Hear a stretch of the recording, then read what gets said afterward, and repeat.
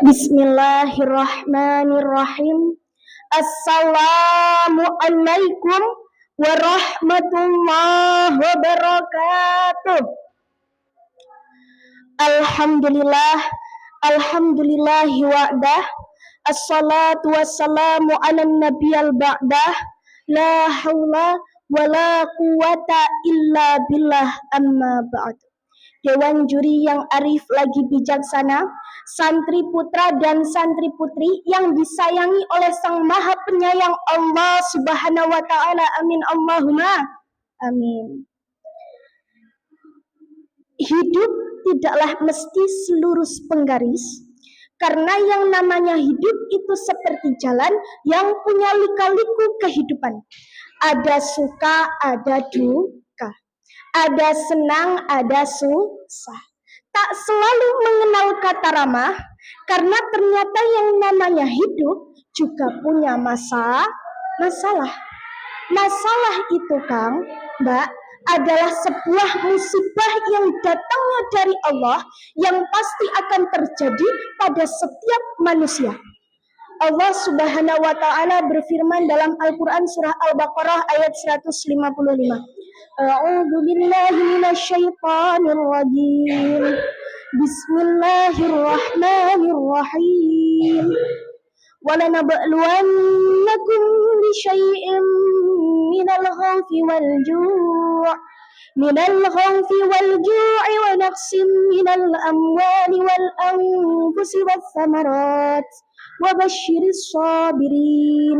Kami pasti akan mengujimu dengan sedikit ketakutan dan kelaparan, kekurangan harta, jiwa, dan buah-buahan.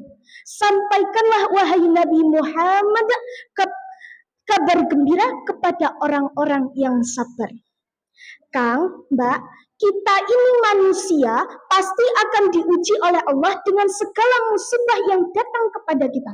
Rasa sakit itu musibah, rasa lapar itu musibah, rasa takut itu musibah, kekurangan harta, ditinggal oleh jiwa-jiwa yang kita cinta, itu semua adalah bentuk musibah yang pasti kita alami.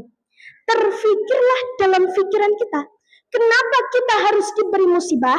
Kenapa setiap manusia pasti merasakan yang namanya musibah? Dijawab oleh Rasulullah Shallallahu Alaihi Wasallam, "Izamul jazaa'i ma'a izamil bala'i, wa innallahu idza ahabba qauman talahum, faman radiya falahu ridha, wa man sakhita falahu sukhtu."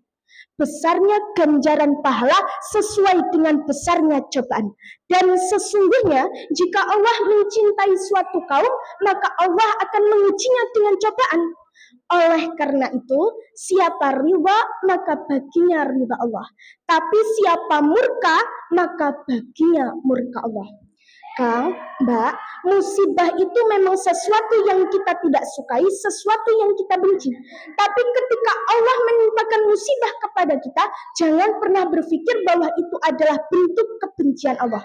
Karena ketika kita pahami hakikat turunnya musibah sesungguhnya, ternyata musibah itu adalah bentuk cinta Allah, tanda cinta Allah kepada para hamba-hambanya. Nah, di sini saya akan menyebutkan 3 turunnya hakikat musibah. Jadi, musibah itu turun pertama sebagai ujian bagi orang-orang yang beriman. Ketika ada hamba Allah yang mengaku pada Tuhannya, "Aku iman kepadamu ya Allah, aku yakin kepadamu ya Allah," Allah uji orang tersebut dengan musibah. Ketika orang yang imannya tipis, ketika ditimpa musibah, dia pasti putar arah. Yang tadinya syukur dia malah kufur, yang tadinya iman jadi tak iman, yang harusnya sabar dia malah ingkar, yang harusnya berserah diri, ini malah menyalahkan Allah yang maha mengetahui. Na'udzubillah summa na'udzubillahi min dzalik. Tapi beda sama orang yang imannya benar-benar kuat, yakinnya benar-benar yakin. Ketika ditimpa musibah dia sabar, ditimpa musibah lagi dia masih sabar, ditimpa musibah lagi dia tetap sabar. Sekuat apapun masalahnya, sehebat apapun musibahnya, orang yang imannya benar-benar kuat akan menghadapinya dengan rasa sabar. Inilah yang kata Allah, "Wa basyiris sabirin." Sampaikanlah wahai Nabi Muhammad kabar gembira kepada orang-orang yang sabar. dinaikkan derajatnya, digolongkan menjadi orang-orang yang beruntung, dan surga Firdauslah tempat kembalinya orang yang sabar. Ini yang pertama. Yang kedua, Mbak, musibah itu turun sebagai teguran bagi orang-orang yang lupa. Katanya manusia itu adalah makhluk yang sibuk. Saking sibuknya manusia, lupa pada Tuhannya. Sibuk dengan cita-citanya, lupa pada penciptanya. Sibuk dengan cintanya, lupa pada Allah yang mencintai hamba-hambanya. Sibuk mengejar rizki dunia, lupa pada Allah yang mengatur rizki setiap manusia. Ketika Allah melihat hambanya sudah mulai jauh, melihat hambanya sudah mulai lupa, Allah panggilkan malaikat Jibril, Allah perintahkan malaikat Jibril, wahai Jibril, turunlah engkau kepada hamba-hambaku, timpakanlah musibah kepada mereka, karena aku rindu mendengar rintihan hamba-hambaku. Hadis riwayat At-Tabari. Allah gagalkan cita-cita kita, Kang. Allah gagalkan cinta kita, Mbak. Allah gagalkan rizki kita. Allah tempatkan kita di tempat yang rendah. Allah ingin kita bersujud. Allah ingin kita menangis atas apa yang menimpa kita. Allah ingin kita yang jauh ini mendekat. Allah ingin kita yang lupa ini segera ingat. Ini loh cinta Allah kepada hambanya dengan mengingatkan kita yang lupa melalui musibah. Yang ketiga, Kang, musibah itu turun sebagai azab bagi orang-orang yang dosa.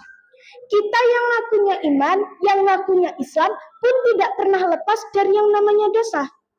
Allah menimpakan musibah kepada kita, bisa jadi itu adalah azab dari Allah. Azab itu bisa menghapus sebuah dosa. Allah azab kita di dunia, timpakan musibah kepada kita. Allah hapuskan dosa kita di dunia, karena Allah tidak ingin dosa-dosa kita ini kita bawa ke akhirat. Karena sekecil apapun dosa, ketika dibawa ke akhirat, siksanya akan lebih berat. Ini loh cinta Allah kepada hambanya dengan meleburkan dosanya melalui musibah. Sahabat santri rahimakumullah. Dari ketiganya tadi, kita tidak pernah tahu musibah yang datang kepada kita itu sebagai ujian, teguran, atau sebagai azab. Tapi kita sebagai manusia ada sikap yang harus kita ambil ketika ditimpa musibah. Pertama, jadilah orang yang sabar. Kedua, tetaplah berhusnuzan kepada Allah. Dan yang ketiga, segeralah bertobat ketika ditimpa musibah. Musibah yang kita kira sebagai bentuk kebencian Allah, ternyata ketika kita pahami hakikat turunnya musibah sesungguhnya, ternyata disinilah cinta Allah itu benar-benar ada, cinta Allah itu benar-benarnya nyata. Semoga kita dijauhkan dari musibah dan semoga kita digolongkan menjadi hamba-hamba yang dicintai Allah. Amin Allahumma amin. Mungkin cukup sekian yang dapat saya sampaikan. Terima kasih atas segala perhatian. Mohon maaf atas segala kekurangan. Akhiru kalam, wallahu muwaffiq ila aqwamit thoriq. Wassalamualaikum warahmatullahi wabarakatuh.